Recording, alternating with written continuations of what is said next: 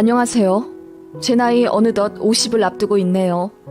지금은 군대에 가 있는 큰아이와 이제 대학 입학하는 작은 아이가 있고 광역시에서 자그마한 미용실 하던 사람입니다.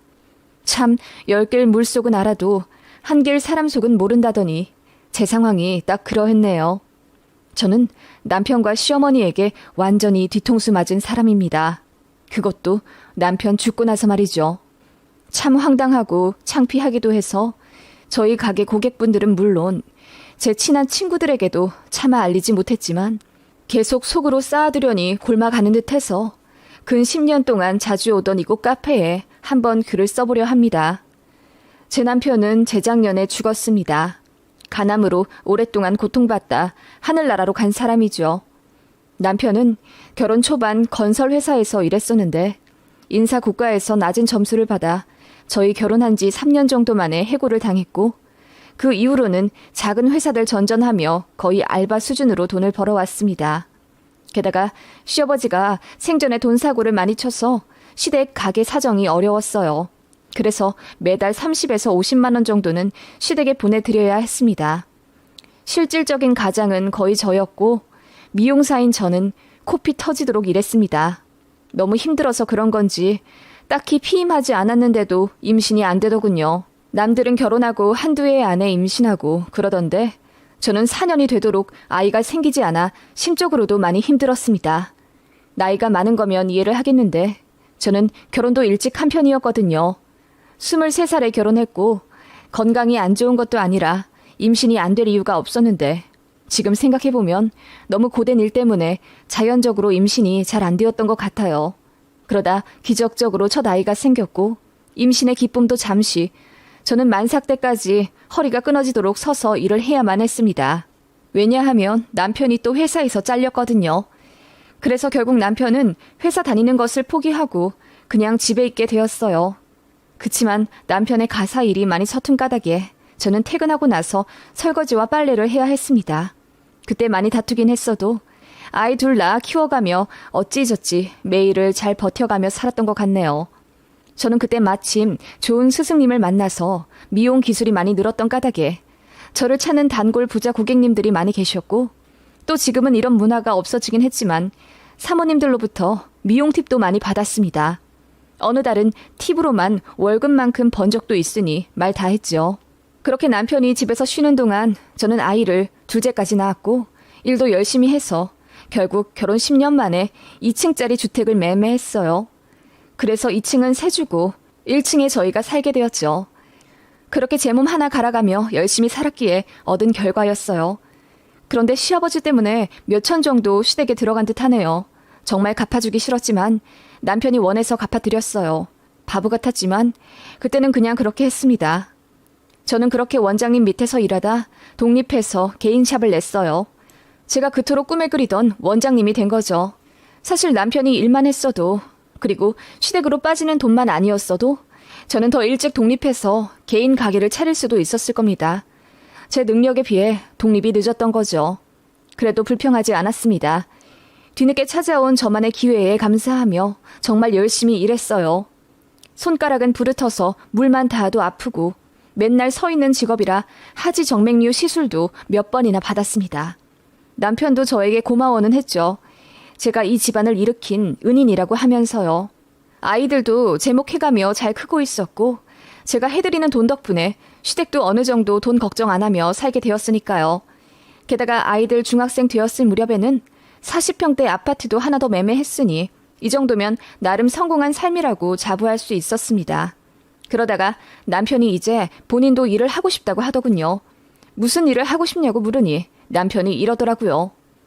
당신 사장님 소리, 원장님 소리 듣는 거 너무 부러워. 나도 나이 먹었으니 이제 누구 밑에서 일하긴 싫고 가게 하나 차리고 싶은데 좀 도와줄 수 있어? 라고 남편이 묻더군요.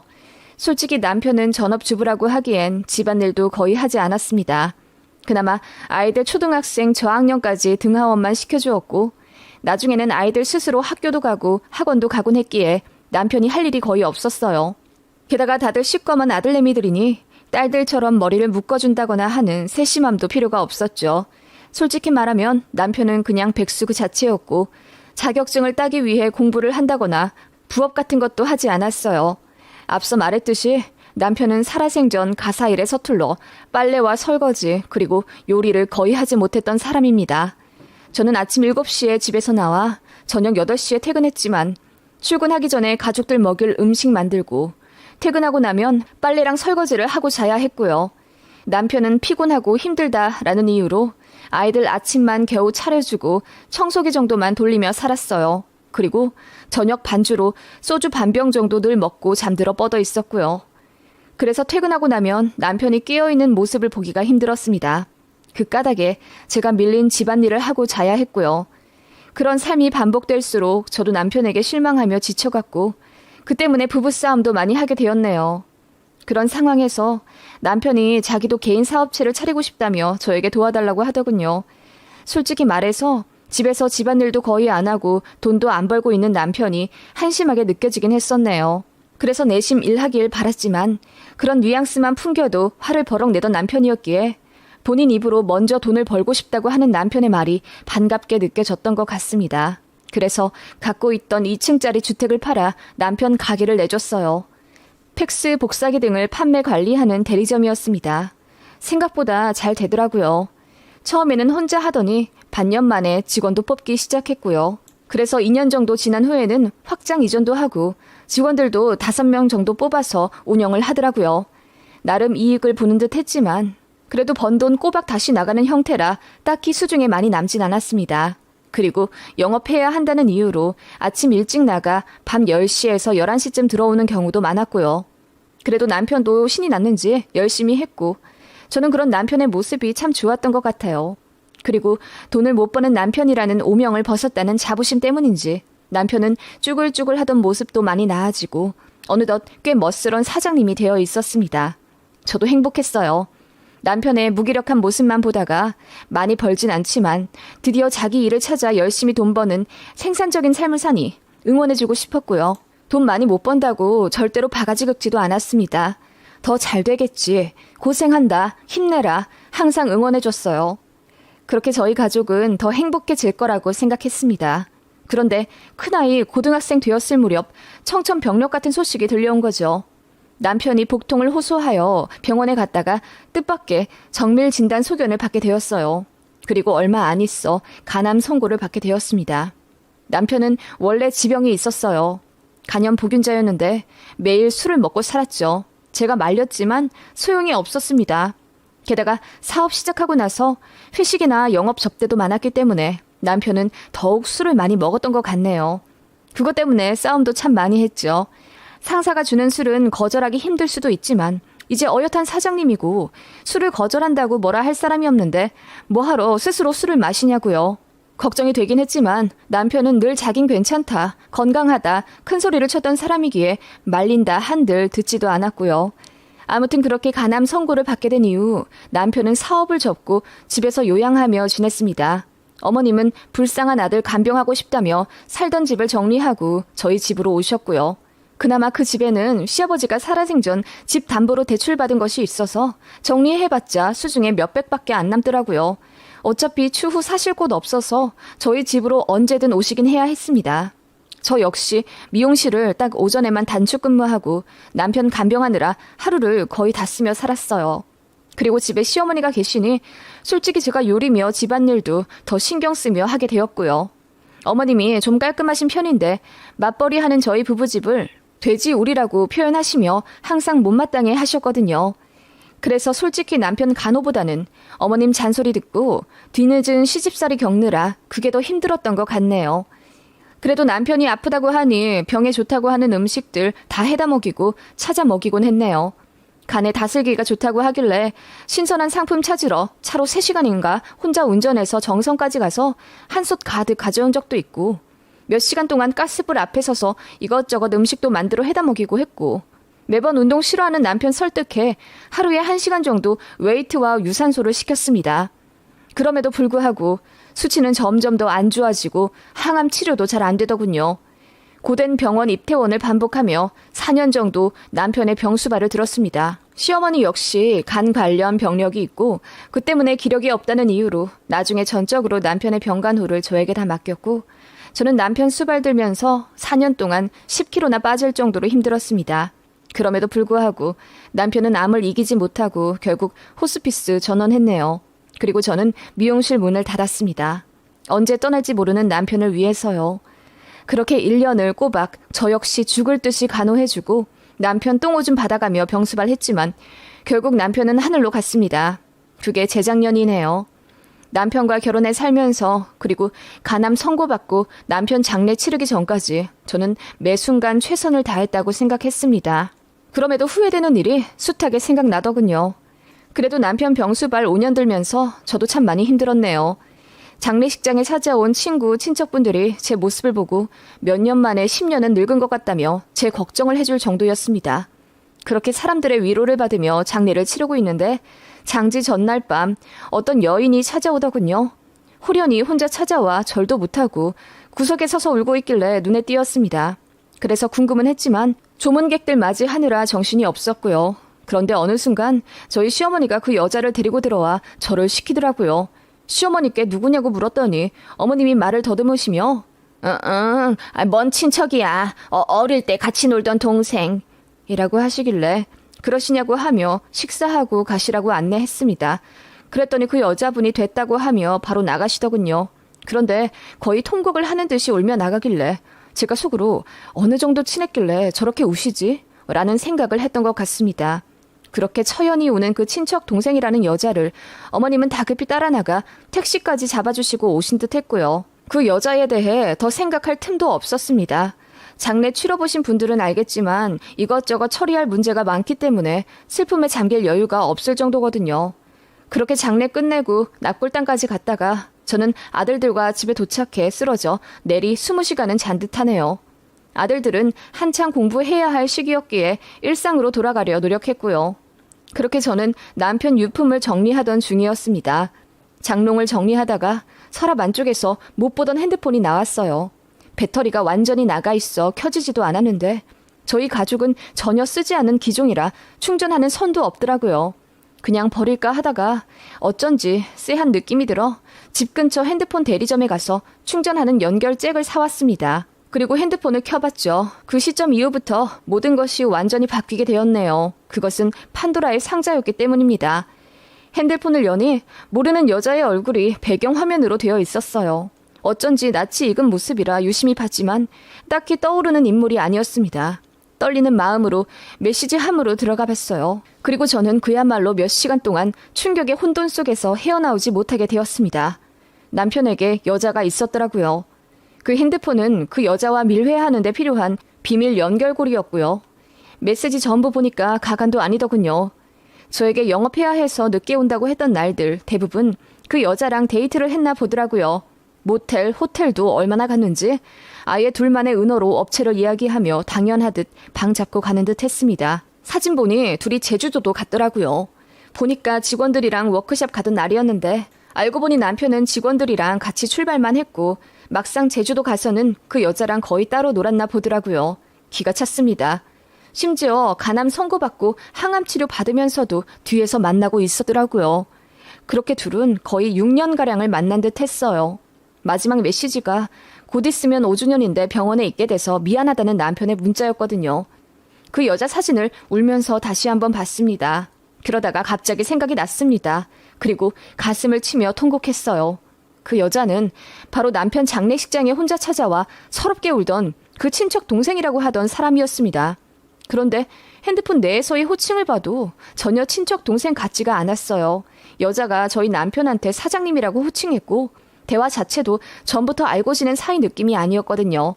일단 남편 전 사무실 사람에게 연락을 해서 만났습니다. 그리고 꼬치꼬치 캐물었어요. 고인 되신 분 얘기하고 싶지 않다고 그 직원이 발뺌하는 걸 제가 빌고 빌어서 제발 알려달라고 했습니다. 그리고 충격적인 사실을 알게 된 거죠. 남편이 사업 시작한 지 얼마 되지 않아 우연히 알게 된 거래처 여자 직원이었다고 하더군요. 처음에는 직원들도 몰랐다고 하더라고요. 그런데 그 거래처 직원이 필요 이상으로 저희 남편 사무실에 자주 찾아오고 또 사장실에 들어가서 몇 시간을 둘이 시간을 보내고 있으니 조금씩 눈치를 챈 거죠. 남편은 늘 200만 원 남짓 월급이라며 가져오곤 했는데 실제로는 월 순수익 600에서 700만 원 이상이었습니다. 그걸 전부 그 내연녀와 데이트하고 선물하는데 다 썼던 거고요. 어이가 없더라고요.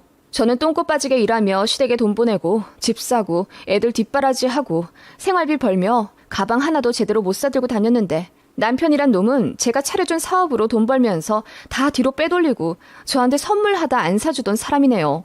심지어 그 여자는 장례식 이전에 제가 한번 봤던 사람이더라고요. 제가 남편 사무실에 불시에 몇 번씩 찾아가곤 했는데 그때 저랑 인사했던 여자였어요.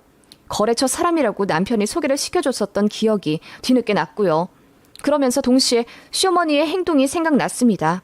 장례식장에서 시어머니는 분명히 그 여자를 잘 알고 계셨고 또 친척 동생이라 저에게 속였습니다.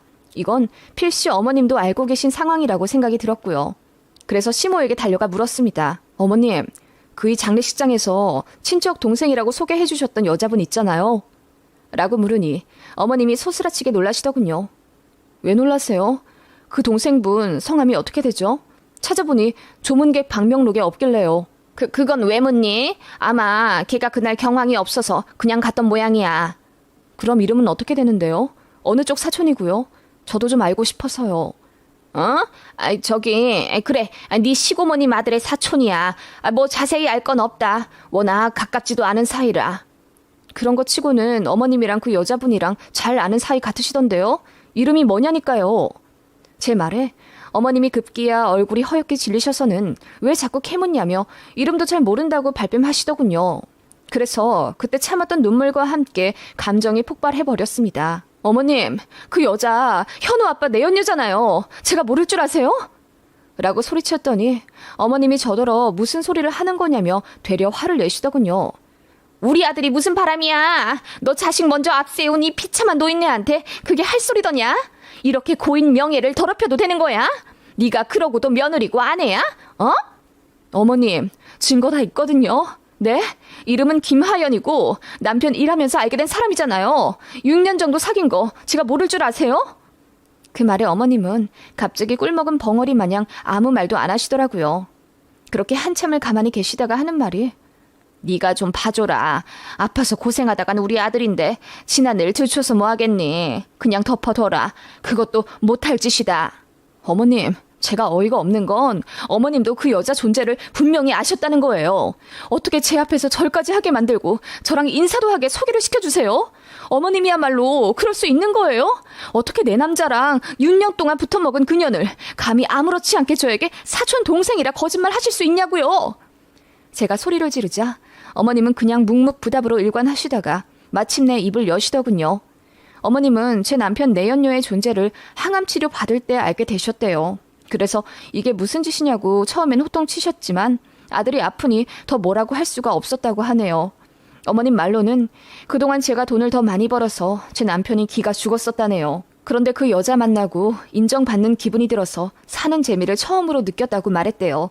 그래서 단호하게 헤어지라 할 수가 없었고 남편 바람난 것의 책임을 저도 어느 정도 져야 한다고 하시더라고요. 제가 너무 능력이 있으니 남자가 기가 죽을 수밖에 없다면서. 그러게 평소에 좀 잘하지 그랬니? 집에 와서 집안일도 좀 더 하고 남편이 돈 못 벌어와도 괜찮다 힘내라 한마디 더 해줬더라면 우리 아들이 그렇게 차장님 소리 달자마자 바람날 일은 없었겠지. 라고 하시는데 저는 피가 거꾸로 솟는 기분이었어요. 어머님, 제가 안 그랬는 줄 아세요? 저 일하고 와서도 집안일 한 거 아시잖아요. 제가 시댁에도 다달이 돈 붙여드리고 남편 기죽을까봐 분기에 한 번씩 백화점 데려가 쫙 빼입혔고요. 심지어 제가 번 돈으로 산 집도 팔아 가게도 내줬는데 제가 잘못한 거라고요? 아니, 그래 그건 고맙다만 아니 그러면 네 남편 옷을 왜 사줬니? 남자들 때 빼고 광내주면 바람나는 거 몰라? 이래나 저래나 네 잘못이 크구나.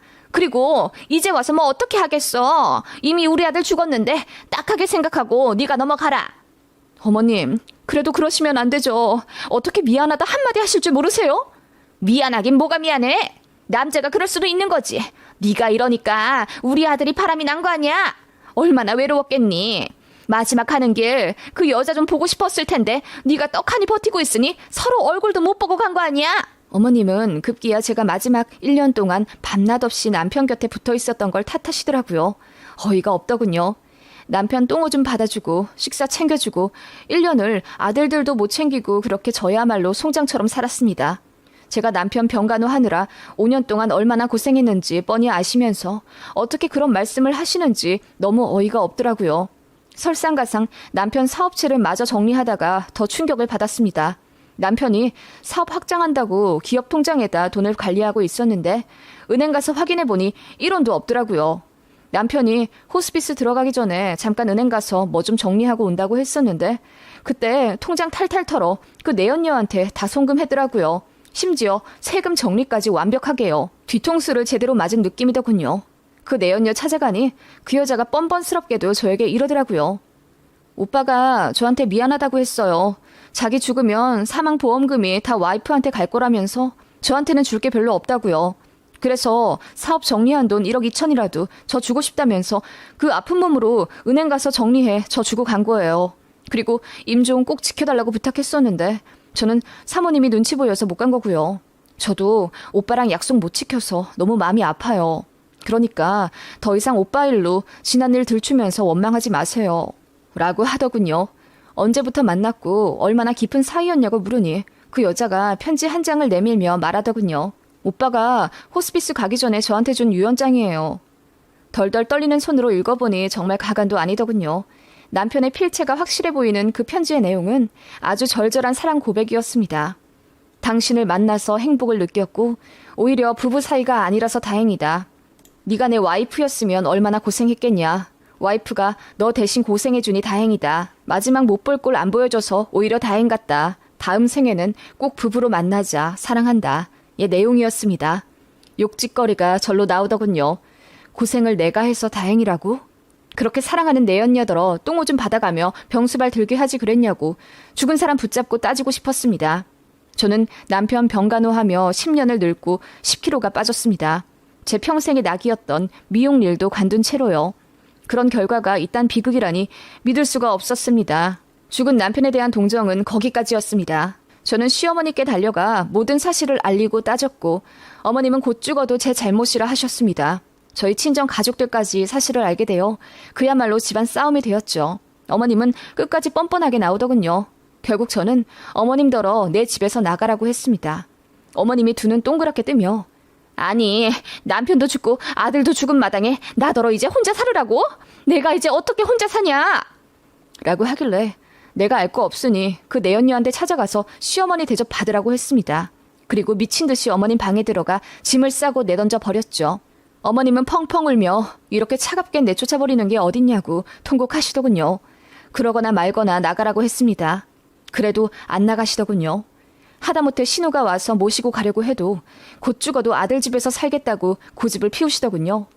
어이가 없더군요. 아들 집? 아들이 무슨 돈을 벌어왔다고요. 이거 다 제가 뼈 빠지게 벌어서 산 집입니다. 저는 결국 납골 땅에서 남편의 유골함까지 가져왔습니다. 일부러 비싼 사설로 거의 1,000만 원 가까이 내고 들어갔는데 그냥 방 빼버렸습니다. 막무가내 가져와서 어머님한테 던지듯 갖다 주고는 잘난 아들 데리고 나가라고까지 했습니다. 뒤통수 맞은 마당에 뭐 하러 마지막까지 좋은 데다 해줬는지 모르겠고 연마다 남편 납골 땅에 관리비 내기도 싫다고요. 어머님이 유골함 보자마자 통곡을 하시더군요. 가족 위해서 평생을 힘들게 살아왔고 남편 병수발도 밤낮 없이 했는데 그 결과가 결국 이런 배신감이면 저는 어머님도 보기 싫다고 했죠. 그랬더니 결국 나가시더군요. 신혼애로 가신 듯 했습니다. 그리고 저는 거기서 가만히 있을 수 없었습니다. 제 남동생과 변호사를 찾아가 그 상간녀를 대상으로 소송을 했습니다. 남편 사업체 정리한 1억 2천에 대한 반환 소송이요. 그 상간녀는 뻔뻔스럽게도 맞소송하더군요. 그래서 1년 반 끝에 겨우 승소해서 반환했습니다. 그 돈으로 저희 아들들 주려고요. 배우자 먼저 떠나보내는 게 인생 최고의 슬픔이라던데 제가 느낀 감정은 과연 슬픔이었을까요? 배신감이었을까요? 시어머니는 그 이후로 저한테 몇 번 연락하셨습니다. 이만 용서해주고 저희 아이들 좀 보게 해주면 안 되겠냐고 하길래 제가 그랬습니다. 어머님이 남자는 그래도 된다고 하셨잖아요. 혹시라도 우리 애들한테도 헛소리해서 애들 잘못 가르치실까봐 겁나서 못 보여드리겠네요. 라고 했더니 그제야 미안하다고 펑펑 우시더군요. 이제 상관도 하기 싫습니다. 전 남편 유골함은 신우가 가져갔다고 들은 것 같은데 잘 모르겠고요. 저는 다시 미용실 할 생각이고 마음 가다듬어 씩씩하게 살아볼 생각입니다. 악에 받쳐 법원까지 들락날락 거리다 보니 시모와 남편에 대한 짠한 감정이 저는 이제 조금도 없네요. 시모까지 쫓아버리고 납골당해서 남편 반까지 빼버린 제가 너무한 걸까요? 아니면 몇 년을 뒷바라지한 저 몰래 바람피고 병수발까지 다 받아놓고는 뒤통수까지 거하게 친 시모와 남편이 너무한 걸까요?